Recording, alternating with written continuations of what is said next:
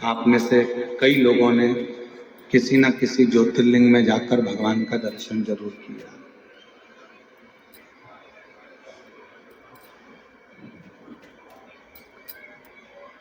क्यों जाते हैं हम भगवान शंकर के ज्योतिर्लिंग के दर्शन करने के लिए?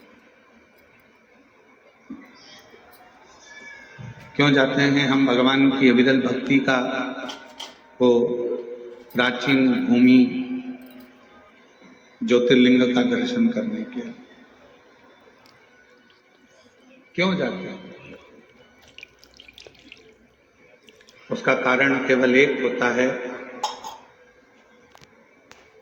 लिंग पुराण में वर्णन आता है कि जब हम किसी ज्योतिर्लिंग का, स्वयंभू लिंग का दर्शन करते हैं, कोई प्राचीन शिवालय में भगवान शंकर का जब हम दर्शन करने के लिए जाते हैं, तो उस ज्योतिर्लिंग में जितनी जितनी ऊर्जा होती है, उस ज्योतिर्लिंग में जितनी जितनी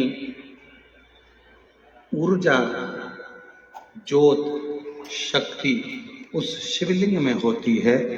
जब आप भगवान देवदेव महादेव का दर्शन करते हो तो दर्शन करते से ही उस शिवलिंग की ज्योति तुम्हारे नेत्रों के माध्यम से तुम्हारे हृदय में प्रवेश कर जाती है और तुम्हारे अंदर बल उत्पन्न करती है, एक शक्ति उत्पन्न करती है।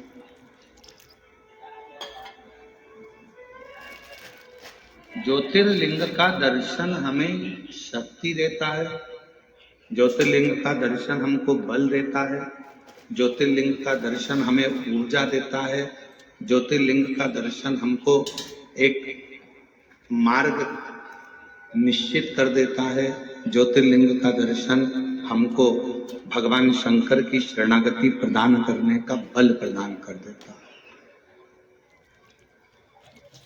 किसी भी ज्योतिर्लिंग का आप दर्शन करें तो वहां बल।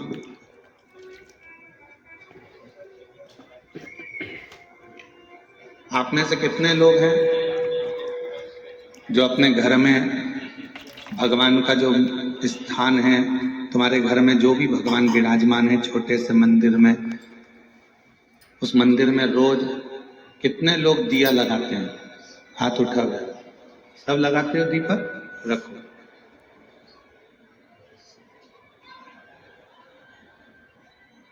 दीपक लगाने का मतलब क्या है? क्यों हम भगवान के मंदिर में दीप प्रज्वलित करते हैं? क्यों हम भगवान के मंदिर में दीप लगाते हैं? उसका कारण केवल एक होता है कि तेरी ज्योति और मुझ में जो तूने ज्योति दी है, वो दोनों ज्योति का मिलन तेरे सम्मुख में हो जाए।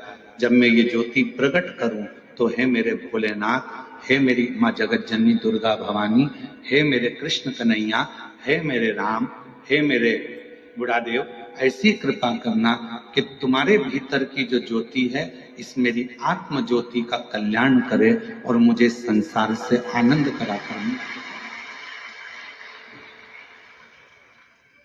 दीप लगाना, दीप प्रकट करना, ज्योति जलाना, ज्योत जलाना या दिया लगाना, ये हमको एक अलग से ऊर्जा देता है, ऊर्जा देता है। एक बार हमने कथा में कहा था, आप लोगों को याद है कि नहीं वो पता नहीं, और मुझे विश्वास है कि कुछ लोगों को तो याद होगा। एक बार हमने कथा में कहा था कि तुम्हारे घर में जो पुराना दीपक होता है वो बहुत काम का होता है। जो पुराना दीपक, 50 तरह के दिए मत बदलो। तुम्हारे घर में जो दीपक है, 2 दिए, 4 दिए, 6 दिए ऐसे रख लो जिन दिए में आप बत्ती लगाते रहें। कभी इस दिए को अपने साफ करने रख दिया, मांजने रख दिया, घसने रख दिया, तो दूसरे दिए में बत्ती लगा दो, दूसरा मांजने गया तो तीसरा लगा। उस दीपक में इतना बल हो जाता है, क्यों? क्योंकि वो भगवान के सामने रोज प्रज्वलित होता है, रोज वो दीपक में बाती जलती है, रोज वो दीप लगता है, तो उस दीपक में इतना बल आ जाता है कि तुम्हारी जिंदगी के आधे दुख तो वो दीपक ही हर लेता है, वो दीप की ज्योति ही समाप्त। वो दीपक में इतना बल आ जाता है।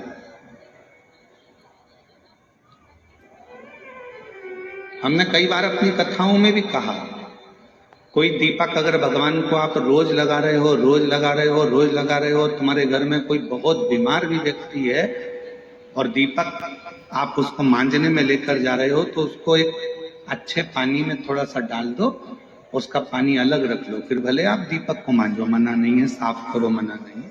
और जो वो पानी है, उस पानी को जब वो बीमार व्यक्ति स्नान करे तो उसकी बाल्टी में उस पानी को डाल दो, जिससे उस पानी से जब स्नान करेगा तो उसका आधे से ज्यादा रोग तो उसी समय समाप्त हो।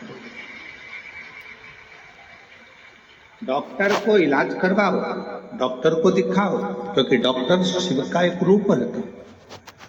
हॉस्पिटल जाओ, डॉक्टर शंकर का एक रूप है, उसको दिखाओ, मना नहीं, पर साथ में उस दीप में इतना बल हो जाता है।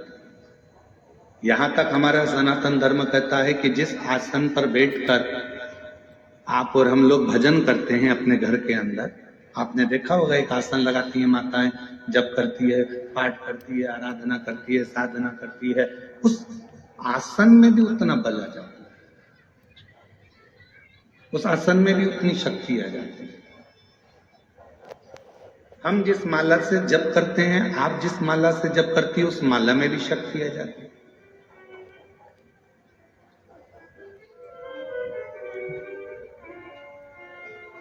गले में जो आप एक कंठी माला पहनकर रखते हो रुद्राक्ष की, अपने गले के अंदर हमेशा, जैसे हम लोग भी अपने गले के अंदर एक हमेशा एक कंठी अंदर धारण कर कर रखते हैं, हमेशा, रात दिन सुबह शाम हर पल वो रुद्राक्ष हमारे साथ में रहता है।